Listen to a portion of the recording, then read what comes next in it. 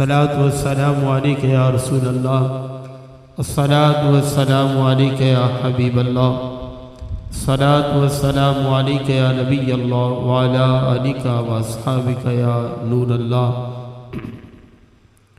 حمد اس خدا کی جس خالق لم یزل نے ہم سب کے آقا مولا حضور سید المرسلین خاتم النبیین صلی اللہ تعالی علیہ وآلہ وسلم کو سارے نبیوں سے پہلے بنا کر سارے نبیوں کے آخر میں بھیجا۔ درود اس آقا مولا صلی اللہ تعالی علیہ وآلہ وسلم کی ذات پر جن کے لقب خاتم النبیین بھی ہیں اور خاتم المرسلین بھی ہیں۔ میرے محبوب صلی اللہ تعالی علیہ وآلہ وسلم پر درود و سلام کہ جن کی نگاہ ناز نے صحابہ کرام علیہ رضوان کو آسمان ہدایت کا درخشندہ ستارہ بنا دیا۔ درود اس آقا مولا صلی اللہ تعالی علیہ وآلہ وسلم کی عظیم ذات پر جن کی ایک نگاہ ناز نے حضرت ابو بکر کو صدیق اکبر، حضرت عمر کو فاروق اعظم، حضرت عثمان کو ذو النورین اور حضرت علی کو مولا المسلمین بنا دیا رضوان اللہ تعالی علیہ مجمعین۔ حمد و ثنا و صلات کے بعد خالق کائنات جل جلالہ کی بارگاہ میں دعا ہے اللہ کریم آج کا یہ ایصال ثواب کا اہتمام خاص اپنی بارگاہ میں قبول منظور فرمائے۔ مرحومہ و مغفورہ جن کے ایصال ثواب کے لیے اہتمام ہے اللہ پاک مرحومہ کے درجات میں بلندی عطا فرمائے۔ خالق لم یزل دنیا کی تمام تر خطائیں لغزشیں معاف فرمائے اور سیدہ خاتون جنت مالک جنت کی کنیزاؤں میں شامل فرمائے۔ دوستان محترم، آپ کی توجہ اور محض توجہ کی طلب ہے۔ یاد رکھو قرآن مجید کا یہ اصول ہے کہ قرآن جب بھی ذکر کرتا ہے تو قرآن سرداروں کا اور بڑے لوگوں کا ذکر کرتا ہے۔ چونکہ قرآن قیامت تک کے لیے ہدایت کا قانون ہے، زندگی گزارنے کے طریقے قرآن مجید نے بیان کیے ہیں۔ ہر سول ہر سوسائٹی کے لیے قرآن کریم نے اصول بیان کیے ہیں۔ تو قرآن کریم نے جب ذکر کیا تو عام چھوٹے بندوں کی بات نہیں کی، بلکہ سوسائٹی کی کریم لوگ جن کو کہا جاتا ہے کریمز آف سوسائٹی، ان لوگوں کا ذکر قرآن کرتا ہے۔ اب یہ ایک الگ بات ہے کہ وہ جو سوسائٹی میں بڑے ہیں وہ اچھائی میں بڑے ہوں یا پھر برائی میں بڑے ہوں، رب ذکر بڑوں ہی کا کرتا ہے۔ آپ دیکھیں کہ قرآن مجید کے اندر فرعون کا ذکر ہے تو فرعون اس دور کے برے لوگوں کا سردار تھا اور برائیوں میں سب سے آگے تھا، اس کا ذکر ہوا۔ قرآن مجید میں نمرود کا ذکر ہے تو نمرود بھی برے لوگوں کا سردار ہے، پہلے نمبر پر آتا ہے۔ قرآن میں ابلیس کا ذکر ہے، ابلیس شیطان برے لوگوں کا سردار ہے۔ اب آئیے اچھوں کی طرف کہ قرآن کریم نے جن اچھوں کا ذکر کیا وہ کون ہے۔ قرآن کریم کے اندر ذکر ہے ایک بستی مکہ کا۔ یہ بستی مکہ کائنات کی ساری بستیوں کی سردار ہے۔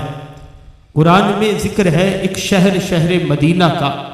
شہر مدینہ کائنات کے سارے شہروں کا سردار ہے۔ قرآن میں ذکر ہے خود قرآن کا۔ قرآن ساری کتابوں کی سردار ہے۔ قرآن میں ذکر ہے ایک عالی شان گھرانے کا، وہ گھرانہ باخدا سارے گھرانوں کا سردار ہے۔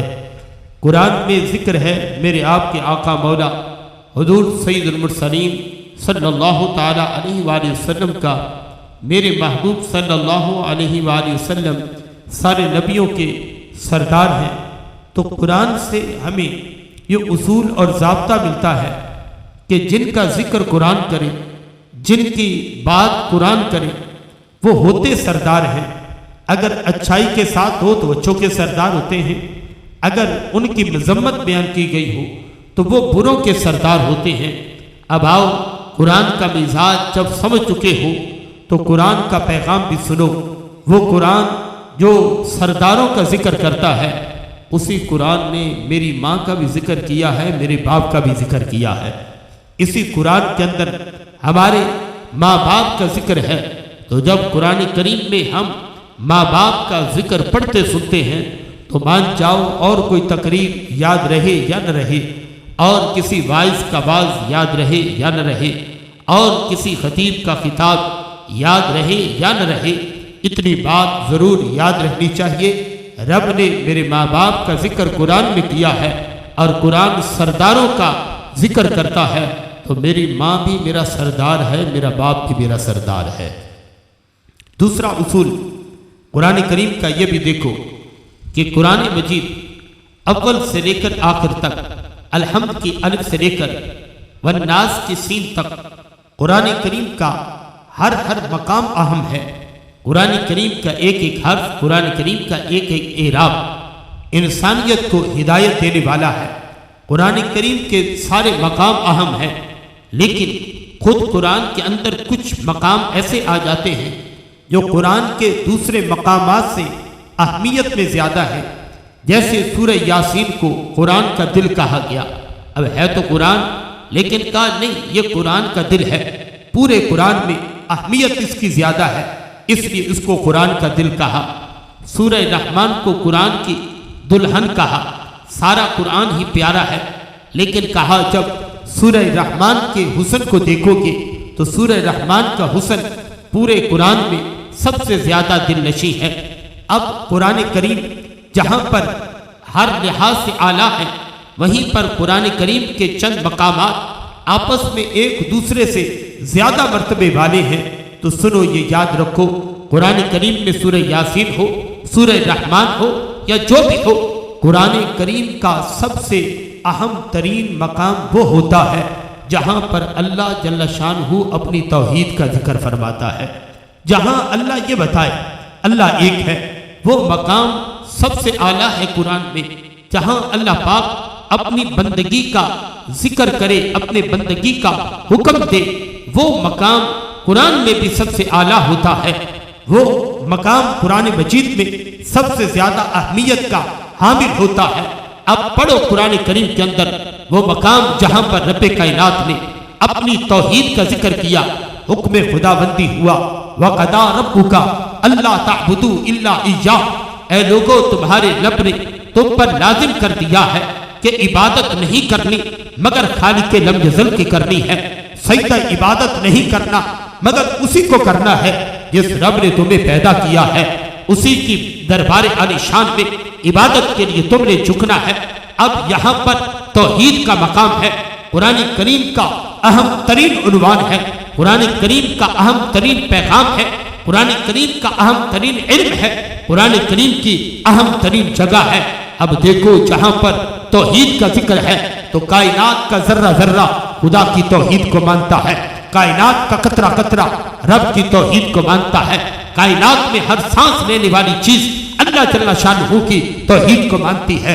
تو کائنات کی ہر چیز متوجہ ہو گئی، کائنات کی ہر چیز نے اپنے کان حاضر کر دیے کہ مالک ہم حاضر ہیں، تیرا پیغام ہے، تیری توحید کی بات ہے، ہم نے ہر کام چھوڑ دیا ہے، ہم تیری توحید کا ذکر سننے کے لیے آئے ہیں، ہم تیری توحید کی بات سننا چاہتے ہیں۔ مالک بتا تو اپنی ذات کے بارے میں کیا کہنا چاہتا ہے؟ جب اتنا اہم ترین جلسہ شروع ہوا، اتنی اہم ترین بات شروع ہوئی، اتنی ضروری گفتگو شروع ہوئی، اللہ تعبدوا الا ایاہ، کہ عبادت نہیں کرنی مگر اللہ کی کرنی ہے، اس کے فوراً بعد رب نے کیا فرمایا؟ وَبِالْوَالِدَيْنِ احسانا، عبادت اللہ کی کرنی ہے، احسان تم نے اپنے والدین کے ساتھ کرنا ہے۔ اب یہاں پر جو قابل غور بات ہے وہ یہ ہے کہ اتنی اہم ترین بات، کائنات کی سب سے اہم بات ہو رہی تھی، اللہ کی توحید کا درس جاری تھا، ساتھ ہی رب نے تمہارے والدین کے ساتھ حسن سلوک کرنے کا تمہیں حکم دے دیا۔ امام فخر الدین رازی رحمۃ اللہ تعالی نے آپ فرماتے ہیں والدین کی عزت و کمال کے لیے یہی کافی ہے، والدین کی شان و مرتبت کے لیے اتنا ہی کافی ہے کہ خالق لم یزل نے جہاں اپنا ذکر کیا ہے ساتھ ہی تمہارے والدین کا ذکر بھی فرمایا ہے۔ اور قرآن کریم میں یہ اللہ کے نام کے ساتھ ہمارے والدین کا ذکر آ جانا یہ کوئی اتفاقی امر نہیں ہے کہ ہم یہاں پر آئے، میں اپنے کام کے لیے آیا، آپ اپنے کام کے لیے آئے، یہاں مل گئے تو آپ نہ مجھے ملنے آئے نہ میں آپ سے ملنے آیا، یہ ایک اتفاقی ملاقات ہے۔ قرآن کریم کے اندر کسی لفظ کا مقدم ہونا، کسی لفظ کا بعد میں آنا، کسی دو لفظوں کا ملا ہوا آنا اور کسی دو باتوں کا جدا جدا ہو کر آنا، یہ کوئی اتفاقی بات نہیں ہے کہ چلو دو باتیں اکٹھی ہو گئی، کوئی مقصد ہوگا جناب والی، کوئی دو باتیں الگ ہوگی تو کوئی بات نہیں، ایسا نہیں ہے، بلکہ جہاں پر دو باتوں کو الگ الگ ذکر کیا جاتا ہے ان کا بھی کوئی مقصد ہوتا ہے، جہاں پر دو باتیں اکٹھی آتی ہیں ان کا بھی کوئی مقصد ہوتا ہے۔ اللہ نے اپنی توحید کے ساتھ تمہارے میرے والدین کے ساتھ حسن سلوک کرنے کا حکم دیا۔ اب سنو کہ مقصد کیا ہے کہ دو باتیں اکٹھی کر دی، اہم ترین باتیں اکٹھی کر دی۔ مفتی احمد یار خان نعیمی رحمت اللہ تعالی علیہ آپ فرماتے ہیں قرآن کا یہ اصول ہے کہ جہاں پر قرآن مجید دو باتوں کو اکٹھا کرتے، ایک لائن کے اندر، ایک آیت کے اندر، ایک کتاب کے اندر جہاں پر دو حکم آئے تو فرمائے مطلب یہ ہوتا ہے اگر ایک کو کر لی دوسرے کا انکار کیا رب پہلی کو بھی رد کر دے گا، رب ایک کو بھی قبول نہیں کرے گا۔ اگر پہلی قبول کروانی ہے دوسرے پہ عمل کرنا پڑے گا، حکم الہی ہے اقیموا الصلاۃ وآتوا الزکاۃ، نماز قائم کرو، زکوٰۃ دو۔ فرمایا کہ کوئی بندہ یہ کہے نمازیں تو پوری پڑھوں گا زکوٰۃ نہیں دوں گا، فرمایا رب اس کا نماز پڑھنا بھی قبول نہیں کرے گا۔ اگر نمازیں قبول کروانی ہے تو زکوٰۃ بھی دے۔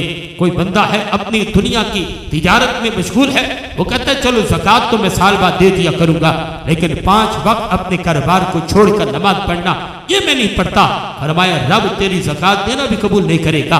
اگر زکوٰۃ قبول کروانی ہے تو پہلے تمہیں نماز پڑھنی پڑے گی۔ فرمایا اسی طرح رب نے اپنی توحید کے ساتھ تمہارے والدین کا ذکر کر کے بتا دیا اگر والدین کی عزت کا اگر رب سے پانا ہے تو رب کی عبادت کرنی پڑے گی، اپنی نمازوں کا صلہ پانا ہے تو والدین کی اطاعت کرنی پڑے گی۔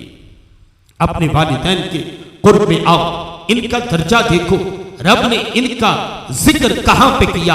اللہ تعبدوا الا اللہ، عبادت اس کی کرنی ہے، احسان اپنے والدین کے ساتھ تم نے کرنا ہے۔ اور ایک مقام میں آگے بھی رب نے جب کائنات کو نعمتیں عطا کی فرمایا انشکر لی، اے بندو جب سانس لو پھر بھی کہا کرو مولا تیرا شکر ہے، جب تمہیں کھانے کو کچھ نصیب ہو تو کہا کرو مولا تیرا شکر ہے، جب تمہیں پینے کو پانی نصیب ہو کہا کرو مولا تیرا شکر ہے، جب پہننے کو کپڑا نصیب ہو کہا کرو مولا تیرا شکر ہے، جب سونے کے بعد رب تبارک و تعالیٰ صبح تمہیں نئی زندگی عطا کرے کہا کرو مولا تیرا شکر ہے۔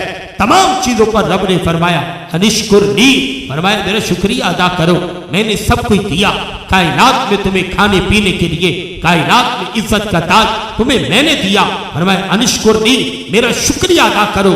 اب کتنی حسین بات ہے، خالق کائنات کی لامحدود چیزیں عطا فرما کر ہمیں حکم دیتا ہے بندو میرا شکریہ ادا کرو۔ آگے رب نے فوراً کیا کہا؟ انشکر لی ولوالدیک، خالق کا بھی شکریہ ادا کرنا ہے، اپنے ماں باپ کا بھی شکریہ ادا کرنا ہے۔ اب یہاں پر لا کر کیا عقل یہاں پر کام کرے گی؟ کیا سوچو گے؟ ایک طرف مالک دو جہاں کی اتنی نعمتیں، وَإِن تَعُدُّوا نِعْمَتَ اللَّهِ لَا تُحْصُوهَا، کہ جن نعمتوں کا کوئی شمار ہی نہیں ہے، ایک طرف صبح سے لے کر شام تک نعمتوں کی برسات ہے، رات سے لے کر صبح تک نعمتوں کی برسات ہے، ایک طرف اتنی نعمتیں ہیں کہ جو خالق کائنات جل جلالہ میرے کردار کو دیکھتے ہوئے بھی مجھ پر نعمتیں بند نہیں کرتا، اتنا سب کچھ دے رہا ہے، وہ اپنے شکریہ کا بھی تقاضا کرتا ہے اور میرے ماں باپ کے بھی شکریہ کا تقاضا کرتا ہے۔ وجہ کیا ہے؟ وجہ یہ ہے کہ نوجوان تو آج بھول گیا کہ تیری ماں نے تجھے کس محبت کے ساتھ پالا تھا، تو آج بھول گیا، تجھے یاد رہی تیرے باپ نے کس قدر محنت کے ساتھ تجھے پالا تھا، تو سوتا رہا، تجھے خبر نہیں، تو نوجوان ہو گیا، تو نے شعور کی دہلیز پر قدم رکھ لیے، تجھے نہیں پتا کہ ماں باپ نے تیری کتنی خدمت کی ہے۔ خالق فرماتا ہے میں جانتا ہوں کتنی محبت سے تیرے ماں باپ نے تجھے پالا ہوا ہے، رب جانتا ہے۔ ایک عربی کا مصنف ہے، وہ کہتا ہے کہ مجھ سے کسی نے سوال کیا کہ اب ہم جوان ہو گئے، اب ہم بڑے ہو گئے، دنیا داری میں ہو گئے، وائز لاکھ آ کر واز کر کے تقریر کر کے ہمیں بتائے ماں باپ کی خدمت کرو، ماں باپ نے اتنا کچھ کیا، ہمیں تو یاد نہیں، ہمیں تو بھول گیا کہ ماں باپ نے کتنا کچھ کیا تھا۔ کوئی ایسی دلیل، ایسی مثال دو، مجھے پتا چلے میرے باپ نے میرے لیے کتنا کچھ کیا ہے، میری ماں کی میرے ساتھ کتنی محنتیں جڑی ہوئی ہیں، میری ماں میرے ساتھ کس قدر مہربان رہی۔ تو عربی مصنف کہتا ہے، میں نے کہا کبھی کسی کھیت میں کھلیان میں چلی جانا، وہ کھیت، وہ کھلیان جو اپنی جوانی کو پہنچ چکا ہو، جس پر پھول بھی لگ چکے ہوں، پھل بھی لگ چکے ہوں، جو خوشبو بھی دے رہا ہو، جس کی منڈیوں میں بولی لگ رہی ہو، جس کا اناج فروخت ہونے کو ہو، جس کے بیپاری صبح و شام چکر لگاتے ہو، جس کی باتیں بیٹھکوں میں ہو رہی ہو، اس اناج کے قریب جانا اور جا کر اسی اناج کے بوٹے کو اکھاڑنا، اس بوٹے کے نیچے تمہیں ایک جلا ہوا بیج کا دانہ ملے گا، جس کی آج کوئی قیمت نہیں ہے، منڈی میں اس کا کوئی خریدار نہیں ہے، اس کو لینے والا کوئی نہیں، ایک ٹکا بھی اس کا کوئی نہیں دینا چاہتا۔ کہا وہ جو بے قدرہ بیج ہے وہ اس وقت تیری ماں ہوتی ہے، وہ جو بے قدرہ بیج ہے وہ تیرا باپ ہے، اس کی قدر تھی دنیا میں، اس کی ویلیو تھی، اس کی قیمت تھی، اس کے بھی خریدار تھے، لیکن اس نے اپنے آپ کو منڈی میں بیچ کر ایک تنا اگایا، اس تنے کے اوپر خوبصورت پھل لگا، کہا پھل اولاد ہوتی ہے، وہ پہلا بیج باپ ہوتا ہے، جس قدر پھل کو عروج ملتا ہے بیج اس قدر بے قدرہ ہو جاتا ہے۔ کہا کائنات میں تجھے جتنی بھی اونچی کرسی ملی ہے، وہ مذہب کی کرسی ہے، وہ سیاست کی کرسی ہے، وہ دنیا کی کرسی ہے، جس بھی اونچی کرسی پر تو بیٹھا ہے، تجھے کرسی پر بٹھانے میں تیری ماں کی بھی پوری محنت شامل ہے، تیرے باپ کی بھی پوری محنت شامل ہے۔ حضرت بابا فرید گنج شکر رحمت اللہ تعالی علیہ، آپ اپنے مریدین کے درمیان جلوہ گر تھے کہ ایک مرید کھڑا ہوا، حضرت کے مناقب پڑھنے لگا، آپ رحمت اللہ تعالی علیہ کا ذکر کرنے لگا، کہنے لگا بابا جی واہ واہ، آپ کی تو کیا ہی بات ہے، اگر کھارے پانی پر پھونک مار دیتے ہو، رب آپ کی پھونک پر کھارے پانی کو میٹھا فرما دیتا ہے۔ حضرت بابا فرید گنج شکر رحمت اللہ تعالی علیہ فرمانے لگے، یارو اس میں فرید کا کوئی کمال نہیں ہے، اگر فرید کی پھونکوں میں اثر ہے تو میرے پیر خواجہ بختیار کاکی رحمت اللہ تعالی علیہ کا اثر ہے، یہ پیر کی عنایت ہے، اگر میرا پیر نہ ہوتا کامل تو فرید آج فرید نہ ہوتا، آج فرید کی زبان میں جو اثر ہے، آج فرید کی زبان میں جو تاثیر ہے، یہ ساری تاثیر میرے پیر خواجہ بختیار کاکی رحمت اللہ تعالی علیہ کی عطا کردہ تاثیر ہے۔ بیٹھ گیا، دوسرا مرید کھڑا ہوا، کہنے لگا اے حضرت آپ کی نگاہ میں بڑا اثر ہے، اگر کسی غیر مسلم پر نگاہ ڈالتے ہو رب اس کو ایمان دے دیتا ہے، بڑی قابل اور بڑی کامل نگاہ رب نے آپ کو دی ہے۔ آپ نے فرمایا فرید کا کوئی کمال نہیں ہے، اگر فرید کی نگاہ اتنی پاکیزہ اور اتنی با اثر ہے تو اس کے با اثر ہونے میں کمال اس کے پیر خواجہ بختیار کاکی رحمت اللہ تعالی علیہ کا ہے۔ کسی نے کہا اے بابا فرید رحمت اللہ تعالی علیہ، تمہاری عطا بھی کتنی اعلیٰ ہے کہ اگر کسی کے ہاتھوں میں سنگریزے دیتے ہو سونے کی ڈھیریاں بن جاتی ہیں۔ آپ نے فرمایا اس میں کمال فرید کا کوئی بھی نہیں ہے، سارا کمال میرے پیر خواجہ بختیار کاکی رحمت اللہ تعالی علیہ کا ہے۔ مرید ہر نسبت آپ کی طرف کرتے ہیں، آپ اپنے ہر اعزاز کی نسبت اپنے پیر خواجہ بختیار کاکی رحمت اللہ تعالی علیہ کی طرف کرتے ہیں، اپنی کوئی اعزاز نہیں مانتے، اپنا پروٹوکول نہیں مانتے، اپنے پیر کا نام اونچا کرتے ہیں۔ اندر بیٹھی امی جان یہ سارا شان و شوکت کا خطبہ سماعت فرما رہی تھی کہ کس طرح میرے بیٹے فرید کی عظمت کے ترانے گائے جا رہے ہیں، کس طرح مرید میرے فرید کا ذکر کر رہے ہیں اور کس طرح فرید اپنے پیر کا ذکر کر رہا ہے۔ حضرت بابا فرید رحمت اللہ تعالی علیہ، آپ کی امی جان نے آپ کو آواز دی، اے فرید ذرا بات سنو۔ حضرت فرید رحمت اللہ تعالی علیہ آپ نے نہ سوچا کہ صرف فرید، ادھر تو حضرت فرید، ادھر تو بابا فرید، ادھر تو گنجے شکر بھی کہا جا رہا ہے، ادھر تو زہدۃ الانبیاء کا لقب والا بھی کہا جا رہا ہے، ادھر مدہ ذل العالی بھی کہا جا رہا ہے، ادھر ہاتھ بھی چومے جا رہے ہیں، ادھر پاؤں بھی چومے جا رہے ہیں، اور اندر سے آواز ماں صرف فرید کہہ کر کہہ رہی ہے۔ آپ نے فرمایا میں جانتا ہوں حضرت فرید میں اتنی عزت نہیں ہے جو ماں کے صرف فرید کہنے میں رب عزت عطا فرماتا ہے۔ آپ نے وہ عزت کی محفل چھوڑی، اپنی امی جان کے پاس حقیقی عزت والی محفل میں آ کر کھڑے ہیں، جیسے مرید آپ کے سامنے ہاتھ باندھ کر کھڑے ہیں، بابا فرید ایسے ہی ہاتھ باندھ کر امی جان کے پاس کھڑے تھے، اور فرمایا کہ ماں باپ کے سامنے جب اولاد جائے تو پھر اپنا سارا سٹیٹس بھول کر اپنے باپ کے سامنے بیٹھے، یعنی ایک طرف بیٹا پڑ گیا اور دنیا میں اس کا سٹیٹس ہے، لوگ اس کے قول و قرار کو اہمیت دیتے ہیں، کہا یہ بیٹا جب اپنی وہ سادہ سے کپڑوں والی سادہ مزاج والی باپ کے سامنے بیٹھے، اپنے سٹیٹس کو نہ دیکھے کہ دنیا مجھے سیلوٹ کرتی ہے، دنیا مجھے اونچی کرسی کے پہ بٹھاتی ہے، فرمایا وہ بیٹا اپنے ماں باپ کے سامنے ایسے بیٹھے جیسے بھاگا ہوا چور اپنے مالک کے دربار میں بیٹھا ہوتا ہے، یعنی یوں سمجھو کہ کسی دکان پر ملازمت ہو اور وہاں پر بندہ چوری کر کے بھاگ جائے اور مالکوں کو پتا چل جائے کہ فلاں ہمارا نوکر چوری کر کے بھاگا ہے، پھر پکڑا بھی جائے، کہا وہ نوکر جس طرح نگاہیں جھکا کر اپنے مالک کے سامنے بیٹھتا ہے، با ادب بیٹا ہمیشہ یوں ہی نگاہیں جھکا کر اپنے ماں باپ کے سامنے بیٹھتا ہے۔ بابا فرید رحمت اللہ تعالیٰ علیہ، آپ کو جب امی جان نے آواز دی فرید بات سنو، آپ رحمت اللہ تعالیٰ علیہ نگاہیں جھکی ہیں، ہاتھ بندھے ہیں، امی جان کے سامنے کھڑے ہیں، آپ نے پایا فرید تیری زبان بڑی پر اثر، کہا میرے پیر کا کمال، فرید تیری نگاہ بڑی پر اثر، کہا میرے پیر کا کمال، فرید تیرے ہاتھوں میں بڑا اثر، کہا میرے پیر کا کمال، اے فرید بڑا با کمال، کہا سارا کمال میرے پیر نے دیا۔ امی جان نے ایک سوال کر دیا، اے فرید یہ تو بتا تیرے پیر بختیار کاکی رحمت اللہ تعالی علیہ کے تیرے سوا جہاں میں کوئی اور بھی مرید ہیں یا اکیلا تو ہی ہے؟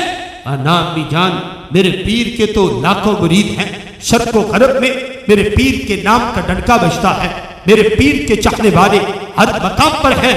امی جان نے کہا پھر تو پورے جہان میں فرید فرید ہو رہی ہوگی، پھر تو ایک مشرق میں بھی فرید رہتا ہوگا، پھر تو مغرب میں بھی ایک زہدۃ الانبیاء والا رہتا ہوگا، پھر تو جنوب میں بھی ایک بابا فرید ہوگا، پھر تو شمال میں بھی ایک بابا فرید ہوگا، پھر تو عرب میں بھی ایک بابا فرید ہوگا، پھر تو یورپ میں بھی ایک بابا فرید ہوگا، پھر تو ہندوستان کا بابا فرید الگ ہوگا، پاکستان کا بابا فرید الگ ہوگا۔ حضرت بابا فرید رحمت اللہ تعالیٰ علیہ نے کہا نہیں امی جان شرق و غرب میں اور کوئی فرید نہیں ہے، فرید دنیا میں ایک ہی ہے، وہ آپ کا بیٹا ہے۔ آپ کی امی جان نے کہا بیٹے غور تو کر، اگر سارا کمال تیرے پیر کا ہے تو ہر مرید کو فرید بنا کے چھوڑ دیتا، ہر پیر کی ہر مرید کی ایسی تربیت کرتا کہ وہ گنج شکر بھی بن جاتا، ہر مرید کی ایسی تربیت کرتا کہ زہدۃ الانبیاء کا لقب اسے ملتا، لیکن زہدۃ الانبیاء کا لقب صرف تیرا، گنج شکر کا لقب صرف تیرا، بابا فرید صرف تو، زبان میں اثر صرف تیری، آنکھوں میں اثر صرف تیری۔ کہ امی جان بتائیے کیا کہنا چاہتے ہو؟ آپ نے فرمایا سن تیرے فرید بننے میں اگر تیرے پیر کا کمال ہے کبھی نہ بھولنا تیری ماں نے بھی بغیر وضو کے تجھے کبھی دودھ نہیں پلایا تھا، آج تو جتنی اونچی کرسی پہ بیٹھا ہے جتنا کمال تیرے پیر کا ہے اس سے پہلے تیری ماں کا کردار شامل ہے۔ تو دوستان محترم جہاں پر بھی جا بیٹھو، جتنے بھی اونچے منصب پر رب تمہیں بیٹھنا نصیب فرمائے، ان سادہ طبیعت والے اپنے ماں باپ کو کبھی مت چھوڑنا، انہی کی دعائیں ہمارے ساتھ ہیں، انہی کی محنتیں ہمارے ساتھ ہوتی ہیں، انہی کی تمام تر کوششوں کی وجہ سے بندہ اتنا اونچا جا بیٹھتا ہے۔ اور ماں باپ کی دعائیں، ماں باپ کی محنتیں، ماں باپ کی کوششیں کتنی اعلیٰ ہیں، کتنی قیمتی ہیں۔ اللہ کے پاک پیغمبر حضرت موسیٰ علیہ نبینا علیہ السلام کتنی بڑی شان و شوکت والے کہ پوری کائنات میں سب سے بڑا مقام و مرتبہ ہم سب کے آقا مولا حضور سید المرسلین علیہ السلام کا ہے۔ میرے آقا شفیع امم صلی اللہ علیہ وآلہ وسلم کے بعد پھر پوری کائنات میں سب سے بڑے انسان کو حضرت ابراہیم کہا جاتا ہے۔ حضرت ابراہیم سے ساری دنیا چھوٹی ہے، اور حضرت ابراہیم علیہ السلام کے بعد پوری دنیا میں جس کا سب سے بڑا گریڈ ہے، سب سے بڑا جس کا مرتبہ ہے، ان کو رب کے پیغمبر حضرت موسیٰ علیہ السلام کہا جاتا ہے۔ کتنی بڑی شان ہے۔ میرے محبوب کے بعد جناب خلیل اللہ علیہ السلام کے بعد حضرت موسیٰ کلیم اللہ علیہ نبی علیہ السلام ہے۔ ایک دن اپنے رب کی بارگاہ میں کہنے لگے، میرے مالک، میں تیرا بندہ کریم ہوں، تیرا اولو العزم رسول ہوں، تیرا مجھ سے پیار بڑا ہے مالک، میں اپنے گھر کی باتیں، اپنی ذاتی باتیں بھی تجھ سے ذکر کرتا ہوں مالک۔ آج میں قیامت کے بارے میں ایک سوال کرنا چاہتا ہوں، میرے مولا یہ تو بتا کہ جنت میں میں موسیٰ کے ساتھ اور کون رہے گا، یا اتنی بڑی جنت جو رسول کی ہے، اولو العزم نبی کی ہے، اس میں میں اکیلا ہوں گا یا کسی کو میری جنت میں بھی رہنا نصیب ہوگا؟ اب ذہن میں سوال آتا ہے، جواب ملا ہوگا کہ میرے کلیم تیری امت کا سب سے بڑا ولی تیرے ساتھ ہوگا، اے میرے کلیم تیری امت کا سب سے بڑا نمازی پرہیزگار تیرے ساتھ ہوگا۔ اللہ نے فرمایا، ہاں میرے کلیم، جنت میں ایک نوجوان تیرے ساتھ رہے گا۔ عرض کے مالک وہ کون ہے؟ فرمایا فلاں بازار میں بیٹھا گوشت بیچ رہا ہے، ایک قصاب ہے، ایک قصائی ہے، وہ جنت میں جس جنت میں تو رہے گا رب اس گوشت بیچنے والے کو بھی اسی جنت میں مقام عطا فرمائے گا۔ اب دیکھو، زیادہ زیادہ ایماندار ہوگا، دیانتدار ہوگا، جتنا بھی ہو جائے، امت کا سٹیٹس تو امت کا سٹیٹس ہے، امت تو نبی کے لیول کی ہو ہی نہیں سکتی ہے۔ رب کے پیغمبر موسیٰ علیہ السلام نے کہا، اے میرے مولا، اگر تو مجھے اجازت دے تو میں جا کر اس بندے کو دیکھوں تو صحیح، وہ گوشت بیچ کر تجھے کیسے راضی کر رہا ہے۔ بیچ تو گوشت رہا ہے، بیٹا اپنی دکان پر ہے، کما وہ دنیا کا رزق رہا ہے، لیکن کتنا اس کا اعلیٰ اور ستھرا کردار ہے، رزق بھی کما رہا ہے، جنت بھی پا رہا ہے، جنت کا مجتبی بھی مل رہا ہے، اور میرا ساتھ اس کو جنت میں نصیب ہو رہا ہے۔ رب کے پیغمبر موسیٰ علیہ السلام اس بندے کے پاس پہنچے، دیکھا بڑا ایماندار ہے، ناپ تول میں کوئی کسی قسم کی کمی نہیں کرتا ہے، ناپ تول پورا ہے۔ ایک کام کرتا ہے، اس کی اپنی ملک میں جو گوشت ہے، جو اچھی بوٹی لگتی ہے، اتار کر ایک طرف کرتا ہے، بس یہی سارا دن اس کا کام رہا۔ رب کے پیغمبر علیہ السلام نے دیکھا بندہ نیک ہے، پرہیزگار ہے، ٹھیک ہے، رب اپنی رحمت پر اس کو جنت دے گا، لیکن میرے والی جنت وہ تو اور بات ہے، میرے والی جنت خالی گوشت ایمانداری سے بیچنے سے نہیں ملے گی، اس کی وجہ کوئی اور ہے۔ رب سے اجازت مانگی، میرے مولا دن کی اجازت دی تھی، اب رات کی بھی اجازت عطا فرما دے، میں اس بندے کے ساتھ رات کے دوپہر بھی گزارنا چاہتا ہوں۔ خالق کائنات جل جلالہ نے اجازت دے دی۔ اللہ کے پیارے کریم علیہ السلام اس نوجوان کے ساتھ اس کے گھر جاتے ہیں۔ یہ نوجوان جب گیا، دن بھر کی وہ بوٹیاں جو اچھی اچھی اس نے نکال رکھی تھی، ان کو پکانے کے لیے رکھتا ہے۔ ادھر ایک بڑی خاتون ہے، اس کی خدمت میں لگ جاتا ہے، اس کا ہاتھ منہ دھلاتا ہے، اس کی صفائی ستھرائی میں لگ جاتا ہے، اس کی تمام تر اچھے طریقے سے خدمت کرتا ہے۔ جب کھانا تیار ہو جاتا ہے، وہ اچھی بوٹیاں لا کر اس بڑی اماں کے سامنے رکھتا ہے، ایک لقمہ بنا کر اس بڑیا کے منہ میں ڈالتا ہے۔ یہ لقمہ جیسے ہی حلق سے نیچے اترتا ہے، بڑیا کے لب ہلتے ہیں، وہ کہتی ہیں مالک یہ میرا تابع فرما بیٹا ہے، میں اس سے راضی ہوں اور راضی ہو کر تجھ سے دعا مانگتی ہوں کہ میرے مولا قیامت کے دن جو جنت تو نے اپنے پیغمبر موسیٰ کو دینی ہے، میرے بیٹے کو بھی وہی جنت عطا فرمانا۔ رب کے پیغمبر موسیٰ علیہ السلام فرماتے ہیں، میں سمجھ گیا کہ وہ جنت جو عبادت سے نہیں ملتی، ماں کی دعاؤں سے مل جایا کرتی ہے، وہ مقام جو محنت سے نہیں ملتا، وہ ماں کی دعاؤں سے مل جاتا ہے، وہ عزت جو تمہاری کوششوں کاوشوں سے پیسوں سے نہیں ملتا، ماں کے لب ہل جائیں تو مل جاتا ہے۔ تو میرے پیارے بھائیوں، آج اتنے عظیم دو فرد ہمارے گھر میں ہیں۔ یہ سایہ ایسا سایہ ہے جس سائے کا دنیا کے اندر کوئی بدل نہیں ہے۔ کہا تو یہ جاتا ہے کہ یہ سایہ دار درخت ہے، لیکن ہوتا یہ ہے کہ دنیا کے درخت اگر کٹ بھی جائیں تو دوبارہ اگ سکتے ہیں، ایک نیا درخت لگ سکتا ہے، لیکن ماں باپ کا بدل دنیا میں رب نے پیدا ہی کوئی نہیں کیا ہے۔ ان ماں باپ کی خدمت کیجئے، اپنے والدین کی عزت کیجئے، اپنے والدین کو وقت دیجئے، اپنے والدین کے پاس بیٹھا کیجئے۔ خدا گواہ اب دنیا میں جس سے بھی ملتے ہیں اس کو آپ سے کوئی نہ کوئی مطلب ضرور ہوگا. اچھا پیسے کا مطلب نہ صحیح, دنیا کے کسی کام کا مطلب نہ صحیح, اور کچھ نہ ہو, جو مجھے تجھے سلام کرتا ہے کچھ بھی نہ ہو, اس کو ثواب کا مطلب ضرور ہوتا ہے کہ میں سلام میں پہل کروں گا مجھے ثواب ملے گا. تو اپنے ہی بھلے کے لیے ملتا ہے, اس میں اپنا بھلا پہلے رکھتا ہے پھر وہ ہم سے ملتا ہے. دنیا کے اندر صرف دو ہی فرد ہیں جو ہمارے اپنے بھلے کے لیے نہیں بلکہ ہمارے بھلے کے لیے ہمیں ملتے ہیں. ہماری ماں بھی جب ہم سے ملتی ہے مقصد اس کا یہ ہوتا ہے میرے بیٹے کا فائدہ ہو جائے. یہ باپ جب اپنے وہ بوڑھے الفاظ, تجربہ کار الفاظ اور سادہ لفظ ہمیں بول کے بتاتا ہے, ہمارے فائدے کے لیے بتاتا ہے. ہم دنیا کے یار ڈھونڈتے رہے, ہم دنیا کے دوست ڈھونڈتے رہے, ہم دنیا کے دوستوں میں وفا ڈھونڈتے رہے. سب سے اعلیٰ دوست تو میرے باپ کو کہا جاتا ہے, سب سے اعلیٰ دوست کا نام میرے والد ہے, سب سے عمدہ مشورے دینے والی میری ماں ہے. ان کو چھوڑ کر اگر کہیں پر بھی جاؤ گے تو دنیا میں کوئی خالص دوست نہیں ملے گا, دنیا میں کوئی تمہیں محبت کرنے والا نہیں ملے گا. ان کے پاس بیٹھو. اللہ کے حبیب علیہ السلام کا فرمان ہے دع ما یریبک ما لا یریبک, فرمائے جتنی بھی شک والی چیزیں ہیں ان کو چھوڑ دو اور جو خالص ہیں ان کو اپنا لو. تو بھلا اپنے آپ سے پوچھو ماں باپ سے بڑھ کر خالص پیار دینے والی دنیا میں کون سی ذات رہتی ہے. ان کے ساتھ اپنا وقت بتائیے, ان کی اطاعت کیجیے. ایک شخص کے بارے میں ملتا ہے, آخری بات گفتگو ختم, ایک شخص کے بارے میں ملتا ہے کہ وہ کہیں کام سے جانے لگا تو اپنے والد کو ساتھ لے گیا.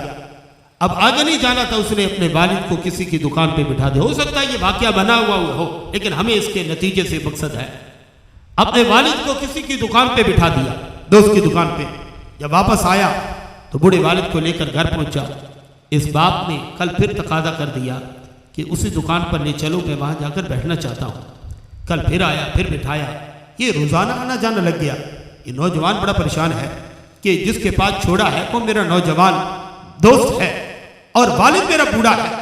میرے بوڑھے والد کی اس نوجوان کے ساتھ آخر ایسی کون سی سنگت ہوگی, یا آپس میں کون سی باتیں کرتے ہو گے.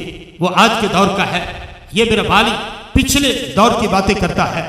وہ کہتا ہے کہ میں نے اس اپنے دوست سے, دکاندار سے جا کر پوچھا کہ تو آخر میرے والد کو کون سی باتیں سناتا ہے جو میرا باپ صبح اٹھتے ہی بےتاب ہوتا ہے کہ تیرے پاس آنا ہے, کون سے نغمے الاپتا ہے کہ میرا باپ انتظار کرتا ہے تیرے پاس آنے کے لیے.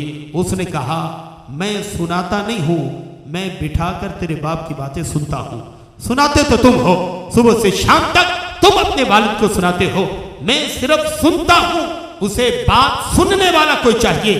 اگر تم اپنے گھر میں اپنے بوڑھے باپ کی باتیں سننے والے بن جاؤ گے, وہ باہر تمہیں اخبار پڑھتا نہیں ملے گا, وہ باہر تمہیں چائے کے پھٹے پر بیٹھا ہوا نہیں ملے گا, وہ باہر تمہیں لڈو کی محفل میں نہیں ملے گا, وہ تمہیں گھر کی زیب و زینت ملے گا. اپنے والدین کی باتوں کو سنو, ان کی قدر کرو, ان کے ساتھ مل بیٹھو. ان کے ساتھ بیٹھنا رب ثواب بھی دے گا, رب تبارک و تعالی برکت بھی دے گا. اللہ رب العزت کی بارگاہ میں دعا, خالق کائنات جل جلالہ آج کا یہ اہتمام خاص مرحومہ مغفورہ کے حق میں قبول و منظور فرمائے, اور جو کچھ یہ پند و نصیحت ہوئی اللہ پاک مجھے آپ کو عمل کی توفیق عطا فرمائے. آمین بجائے خاتم النبی الامین صلی اللہ تعالی علیہ وآلہ وسلم.